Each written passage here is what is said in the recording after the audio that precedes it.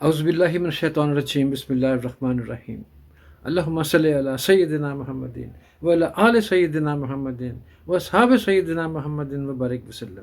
السلام علیکم ورحمۃ اللہ وبرکاتہ۔ سورہ فاتحہ، اللہ اکبر۔ سورہ فاتحہ عجیب بربود تشریح اس کی ایک صاحب نے یہاں پہ بیان کی، میں آپ کے لیے پڑھ دیتا ہوں، سنیے، غور فرمائیے۔ یہ سورہ الفاتحہ انسان کو مٹی سے اٹھا کر عرش کے نیچے لا کھڑا کرتی ہے۔ اللہ اکبر۔ ہمیں عدم سے وجود میں لانے والا، پیدا کرنے والا کون؟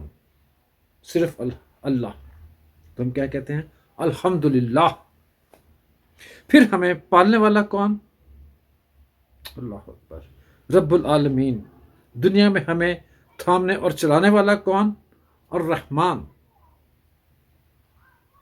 آخرت میں ہم کس کے سہارے ہوں گے؟ الرحیم۔ اب الرحیم کے سہارے میں ہوں گے۔ ہمیں دار دنیا سے آخرت منتقل کرنے والا اور وہاں ہمیں انصاف دینے والا کون؟ صرف اللہ، مالک یوم الدین۔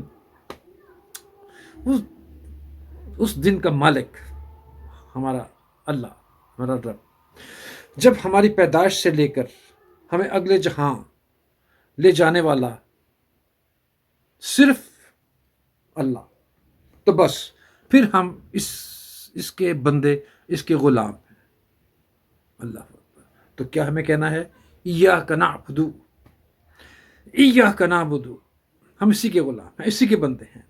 جب غلامی اس کی اختیار کی، جب غلامی اللہ تعالیٰ تبارک و تعالیٰ کی اختیار کی، تو اب مدد کے لیے بھی ہم صرف اسی کے سامنے، اللہ اکبر، صرف اللہ کے سامنے جھکیں گے اور ہم کیا کہیں گے؟ وہ ایاک نستعین۔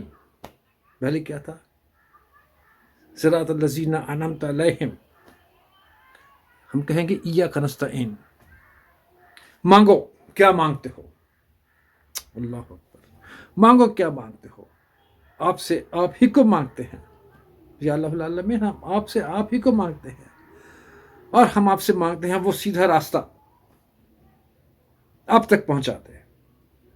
ہم مانگتے ہیں وہ راستہ جو آپ تک پہنچا دے، اور وہ کیا ہے؟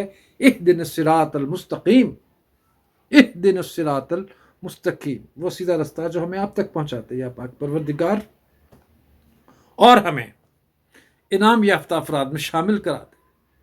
ہم آپ سے مانگتے ہیں کہ وہ راستہ جو اب تک پہنچا دے اور ہمیں ایمان یافتہ افراد میں شامل کر دے۔ تو ہم کیا کہتے ہیں؟